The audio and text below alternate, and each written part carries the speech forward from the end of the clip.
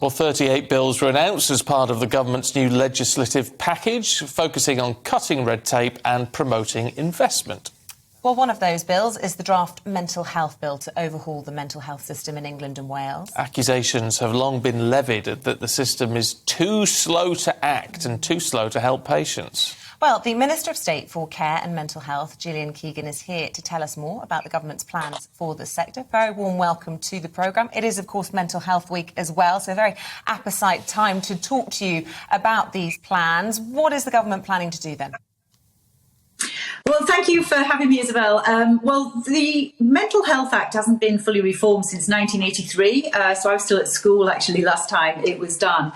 And you've probably heard a number of stories that have been in the news about people who've been detained for many years, segregated in some cases, and a long way from their families. So it's very much, we had a review of our systems in 2018. A report was done, and Sir Simon Wesley made some recommendations. So what we're looking to do is to really make the Act a lot more focused on individuals. So the definition of a mental disorder will change to make sure that those people who just have learning disabilities are not caught by the Act. We'll also make sure that anybody who's detained, it's for therapeutic benefit only, so not for any other reason. People will be able to nominate somebody to help them through the process. It's a very difficult time when you're going through. This is for people with severe mental health conditions. At the moment, the hierarchy in the legislation says it's your nearest relative, whoever that is, even if it's someone you don't get on with. We're going to make it quicker to get tribunals so that you can finish your detention sooner and get home to your families, and just make sure that people and their families are really at the heart of the decision, so people can also define parts of their own treatment as well. So it's overdue, I think, but it's quite complex legislation, so we're going to bring forward a draft bill, and then we'll bring in lots of experts who will give lots of commentary on it, because it does, as I say, it's very complex. And it really is when people are in crisis at times with severe mental health issues.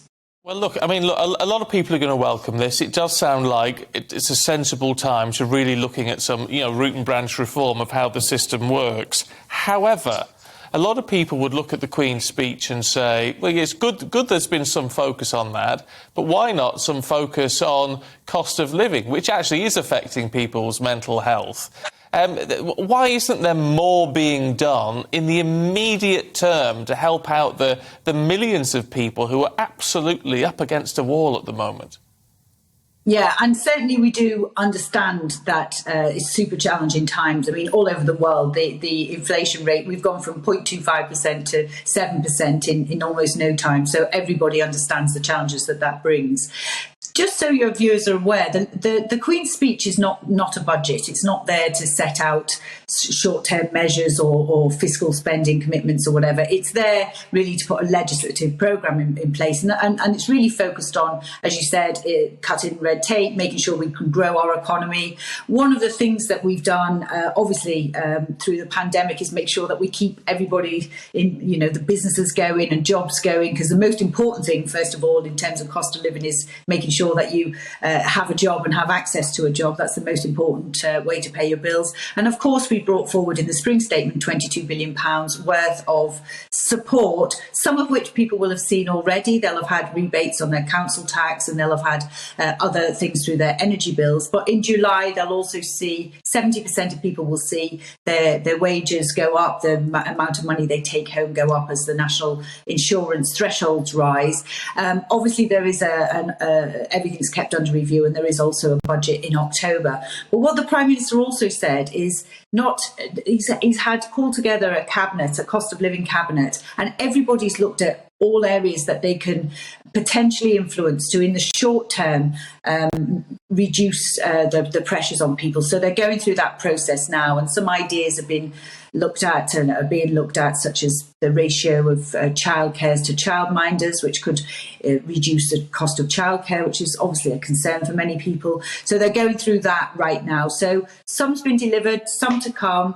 Obviously, keeps everything under review, and there'll be a number of measures hopefully coming out of that cost of living cabinet. Yeah, I mean, exactly. You talk about that cabinet meeting that we reflected on this programme a few weeks ago when the Prime Minister asked people to come with ideas on how they could tackle the cost of living. And you sort of think, shouldn't they have been doing that already? And it's 6 weeks on. Yesterday's Queen's speech was 6 weeks on from the spring statement from the Chancellor, which went down pretty badly with members of your own party. There are real concerns, and we saw yesterday the Prime Minister feeling that, wasn't he, at the dispatch box, saying, well, the Chancellor and I are going to announce something. But then that's been pushed back by the Treasury. It does look, anyway, certainly looking from the outside, as though the government aren't in touch with this cost of living crisis, that they don't appreciate that this needs to be dealt with, not tomorrow, but today.